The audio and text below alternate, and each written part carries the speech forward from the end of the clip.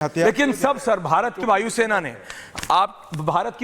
ने एम्बेसडर उनको नाको चने चबा दिए। एम्बेसडर साहब, ये जो पीस, ये जो शांति, ये जो सीज फायर, ये जो युद्ध विराम हुआ है, ये युद्ध विराम सबसे पहला, मैं इसका क्रोनोलॉजी बता रहा हूं, फिर आप इसका इंपॉर्टेंस बताइएगा।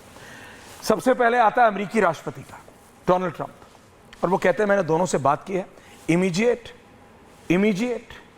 इमीडिएट एंड फुल, यानी पूरी तरह से और अभी तुरंत सीज फायर करो। फिर मार्को रूबियो आता है, उसके बाद इशाक दर, उसके बाद हमारी फॉरेन मिनिस्ट्री, और उसके बीच में यह खबर आती है कि 4 या 3 बजे के आसपास पाकिस्तानी डीजीएमओ ने बात की है भारत के डीजीएमओ से। लेकिन एक बात हम साफ करते हैं जनरल साहब, कि हम अभी किसी मूड में नहीं हैं पाकिस्तान से कहीं भी और बात करने के। एम्बेसडर साहब, अगर इसको आप जरा डिकोड करेंगे, क्योंकि लोग पाकिस्तान में बहुत बोल रहे हैं, देखो ट्रंप का दबाव, I just want to talk, अगर आप समझा सकें। Ambassador Deepak Vora. Thank you very much sir. आपने बहुत अहम प्रश्न पूछे हैं। फर्स्ट ऑफ ऑल, जो हमारे एयर चीफ साहब यहाँ बैठे हैं, and our 2 outstanding military officers, major Toor साहब यहाँ बैठे हैं, sir, from the bottom of my heart, on behalf of 140 crore, I salute you, sir. The diplomats salute our military people, sir. You've made our job so much easier. Thank you. Sir, अब ये Donald Trump साहब, मैंने उनको सुना है, उनको समझने की कोशिश की है, sir. He doesn't like to fail in anything. He may fail, but he'll claim that वो victory है बहुत बड़ी। क्यों उन्होंने interfere किया है, sir? He wanted to focus on China. वो नहीं चाहते थे कि हम डिस्ट्रैक्ट हों बिटवीन पाकिस्तान और इंडिया के बीच में कोई समस्या है, तो he didn't want to be distracted. काफ़ी देर से हमसे कह रहे थे बंद करिए, हमने बंद नहीं किया।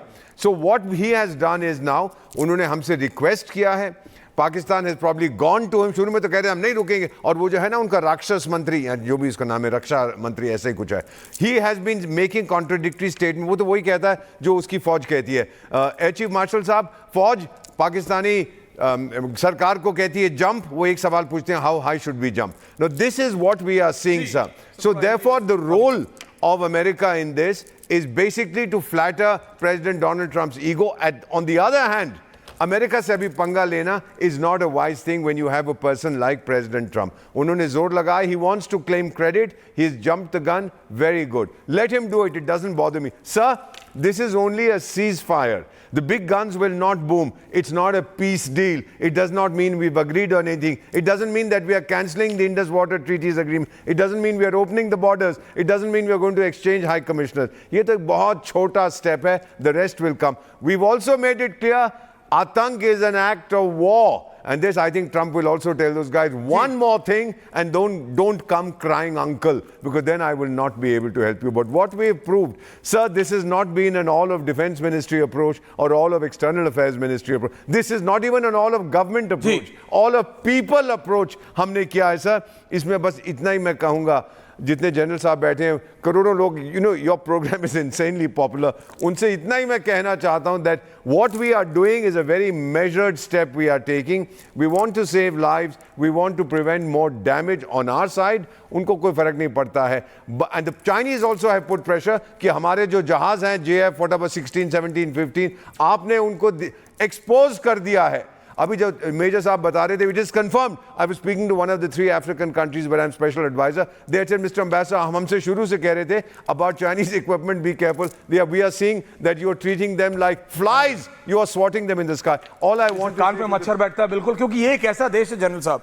मैं आ रहा हूँ sir, come okay, you want to complete? No, I just wanted to tell the people of. बताइए ना, बस थोड़ा हिंदी ज़्यादा. जी Hindi. Thank you so much. Hindi में बताना चाहता हूँ कि ये एक अनोखा दे हमारी सभ्यता जो है, चीफ मार्शल साहब, हम अपने पुराने शास्त्रों की पूजा करते हैं, हम शस्त्रों की पूजा भी करते हैं। ये संदेश हम देना चाहते हैं, सिंदूर तो केवल झांकी है, मेहंदी और हल्दी अभी बाकी है।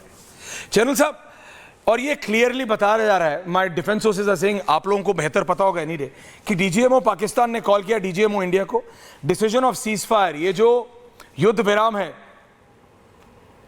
जनरल बख्शी साहब, और फिर मैं आ रहा हूं मेजर साहब आपके पास, ये डिसीजन बायलैटरल है, 2 देशों के बीच है, इसमें कोई तीसरा देश इन्वॉल्व नहीं है, ना कोई प्री कंडीशन है, ना कोई पोस्ट कंडीशन है, और IWT, इंडस वाटर ट्रीटी, जिसकी बात जनरल शंकर प्रसाद कर रहे थे, वो अबेयंस में है और अबेयंस में अभी रहेगी।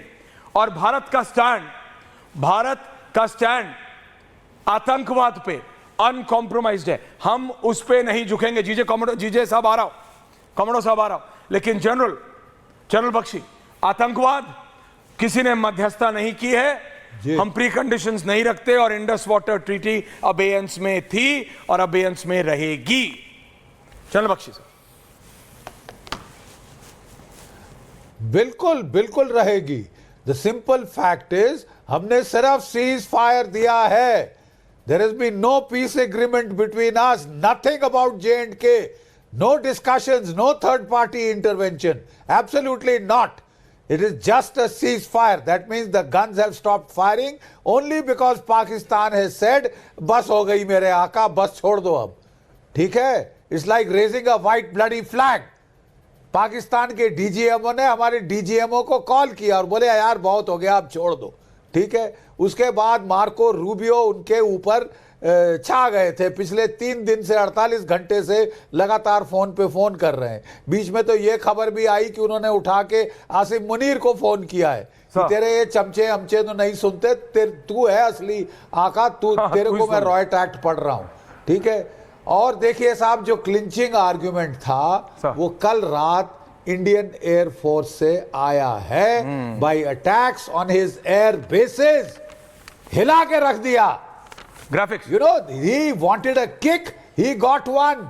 नहीं तो वो सर वो तमाशा शुरू हो गया था कि तुम भी ड्रोन मारो, हम भी ड्रोन मारे, जो कि हमारे सीज फायर लाइन पे चल रहा है कोई 70 साल से.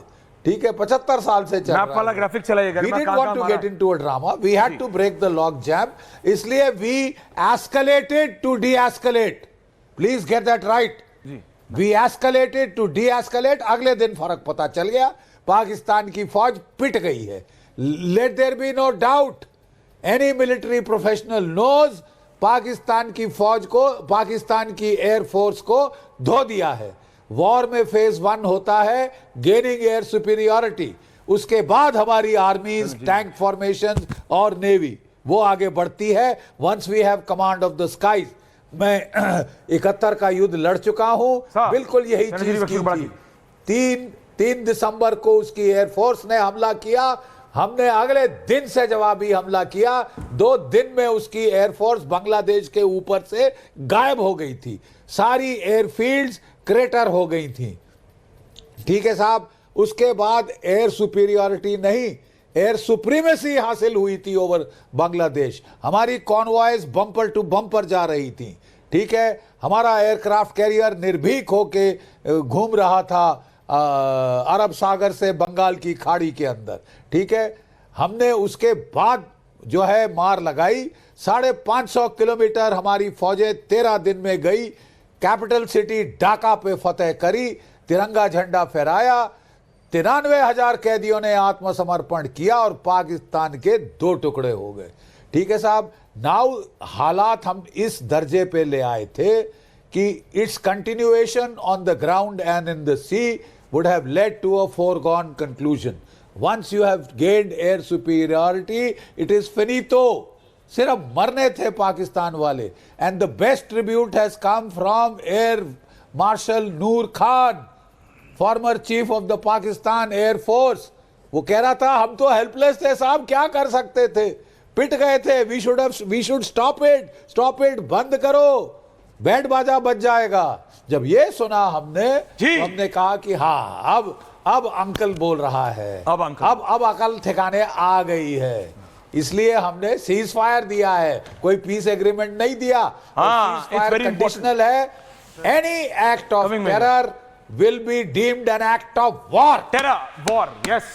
और ये दोहराया मेजर कुछ कह रहे हैं. मेजर